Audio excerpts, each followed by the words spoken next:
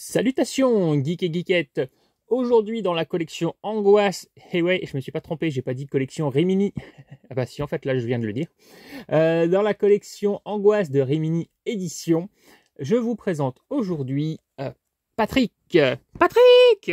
Je ne peux pas m'empêcher de penser à ça. La jeune génération va se dire, mais c'est quoi la référence? Bah, la référence, c'est Patrick Bruel. Bref, un film de Richard Franklin. Un film qui avait reçu un grand prix au Festival Fantastique d'Avoriaz en 1979, puisqu'il s'agit donc d'un film australien de 1978, en couleur, langue français, anglais sous-titré. Niveau bonus, vous avez un petit reportage sur le réalisateur sur le tournage de Patrick, donc de 9 minutes, une interview du réalisateur de 25 minutes, le film annonce, le spot. En exclusivité Blu-ray, vous avez des interviews diverses, donc réalisées cette fois-ci en 2008, donc il y en a pour plus d'1 heure de l'interview. Et le livret habituel, donc je vais vous présenter le digipack comme d'habitude. Alors moi, Patrick, c'est une œuvre, un film que j'ai découvert en DVD quand c'était sorti avec Mad Movies. Ça date un peu maintenant. Et oui, je suis vieux. Donc voilà, Patrick, comme d'habitude, ma petite remarque. Hop. Peut-être qu'un jour, je vais enlever des disques et il y aura, comme par magie, un visuel, mais toujours pas. Voilà, ça c'est vraiment dommage.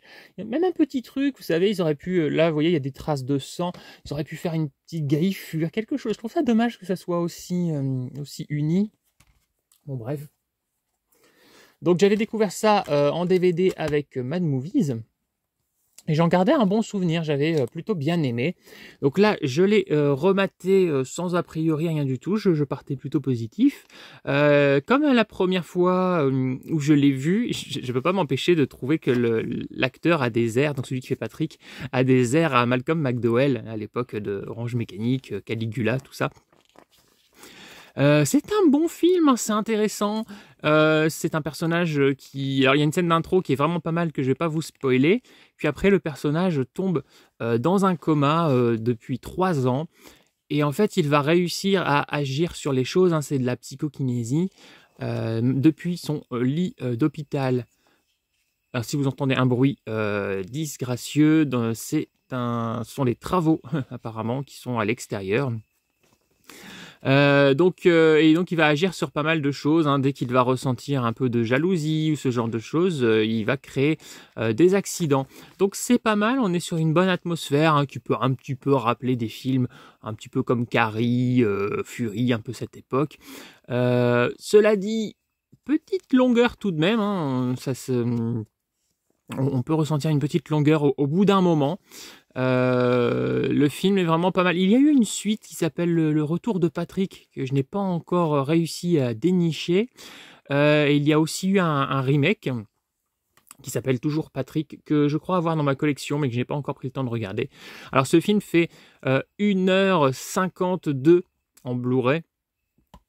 Et voilà, donc c'est un peu trop long, hein. Franchement, le film aurait vraiment pu être amené à 90 minutes. Je pense que ça aurait largement suffi pour ce qu'il a à raconter. Alors malgré le fait qu'il ait une bonne ambiance, que le film a un sujet qui sort un petit peu du commun, qui est assez intéressant.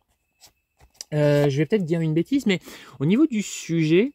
Alors je sais plus lequel des deux a été fait le premier, ça m'évoque un film que j'avais bien aimé à l'époque, La Grande Menace. Voilà, est-ce qu'il n'y a pas un truc comme ça à un moment, il me semble, il n'y a pas quelqu'un qui est dans le coma et qui arrive à agir sur les choses? Je ne sais plus lequel des deux a été fait en premier.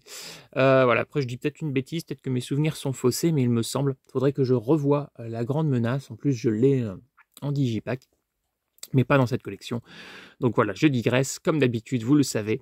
Donc voilà, bah écoutez, Patrick, que je vais vous conseiller, hein, tout de même, mais pareil que pour Magic ou Trauma, je vais vous dire, regardez ce film quand vous êtes dans les bonnes dispositions, c'est-à-dire quand vous savez que vous allez vous engager dans un film assez lent, qui est vraiment basé sur l'ambiance, parce que c'est dommage. Des fois, il y a des bons films comme ça, on les savoure pas parce que on s'attend à un film peut-être un peu rythmé, et puis le film va nous donner un petit coup de mou.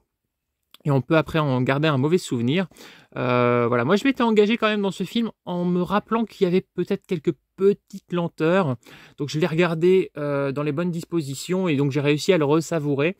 Mais malgré que j'étais dans les bonnes dispositions, je les ai quand même ressentis, ces petites longueurs. Sur celui-ci, au niveau de la tranche intérieure, pas de logo cette fois-ci. Voilà, comme je vous le montre à chaque fois, vous voyez, ils ont pas tous leur logo, leur petit visuel sur la tranche. Pourquoi? Je ne sais pas, c'est dommage. Bon, après, comme je le dis aussi tout le temps, c'est à l'intérieur, du côté intérieur, donc ce n'est pas très grave. Vous voyez aussi qu'il y a parfois des tranches avec un petit logo qui hélas désharmonise un petit peu la collection quand on les met côte à côte comme ça. Mais bon, voilà, peut-être que ce sont seulement les derniers qui sont sortis, qui ont un logo ou qui n'en ont pas. Donc si vous mettez toutes les éditions avec des logos côte à côte, puis après toutes celles qui n'ont pas de logo, ça fait mieux. Moi je vous ai dit, je les range par ordre de sortie au cinéma. Voilà, je préfère cet ordre-là. Dites-moi, vous, comment vous les rangez? Est-ce que vous les sortez par ordre de sortie au cinéma, par ordre de sortie chez Rimini Édition? Est-ce que par ordre alphabétique?